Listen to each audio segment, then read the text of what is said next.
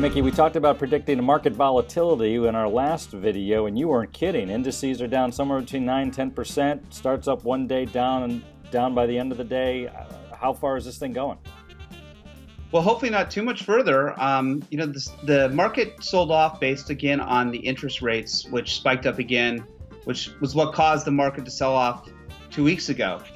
So, we have to look at the big picture. The economy is still strong, jobs are still strong, but there is the chance of the Fed raising rates 4 times next year. And that kind of put a spook in the market and, a lot of profit taking. Fair enough. Should investors be spooked enough to leave the market? What's your take on this one? No, you have to look, we've talked about this. This market has been on a straight up ride for the past 3 months. At some point, it has to pull back. And the higher it goes, the faster it goes, the more severe the pullback's going to be. This one's been severe. And, the Dow was at 26,000. So a 1,000-point move, which sounds like a lot, which is a lot, isn't as a lot when compared when the Dow is at 12,000 when you get a 400-point move. So percentage-wise, it's the same, but that 1,000 points just sounds so massive because it is a larger number. But, you got to take it. If things were different, if the economy was bad, if this was 2000 or 2008, then we would have a different story, but it's not. Yeah, I guess put this in perspective for us. For folks who were worried that this day would come and may have jumped the gun, let's say a year ago, what position would they be in relative to those who are in there now who are dealing with the 10% correction? They'd still be about 20, they'd still missed out on about 20% upside.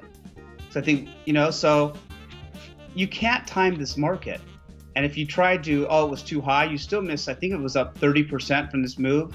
Yeah, the S&P is giving back this year's gains. We're talking 2018 and we're February 9th.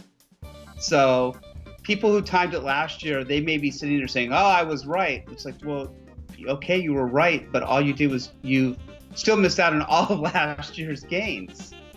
So, my clients, we're not doing anything yet because we're still in an upside trend. So there's really no worry yet. Now, if things continue to weaken or something economically changes, then maybe that'll be different. But right now, it's too early to start worrying. Are you looking, though, at the balance of the portfolio, at least, and making sure that it's rebalanced as things dropped? I mean, the stocks dropped, certainly, but if somebody's got, let's say, some of their portfolio in bonds or T-bills or things like that, obviously, they're not, there's probably some rebalancing that needs to occur right now, right? Well, we actually use automatic rebalancing. Okay. So, and rebalancing happens more when things are going up, because that's when for the equities, people were getting out of balance because equities moved up so high. So automatic rebalancing has been going on already. So that's not even an issue. Now, if we sell off so much that the bonds get completely out of whack, then yes, it'll automatically rebalance again.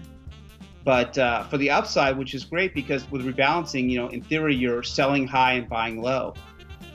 So that aspect of rebalancing does work. And since we do automatic, that helps for our clients. Okay, so this is probably a good time to give your contact information again, because I think some people are going to be really wanting to talk about things like rebalancing. How's my portfolio shaping up? Asset allocation.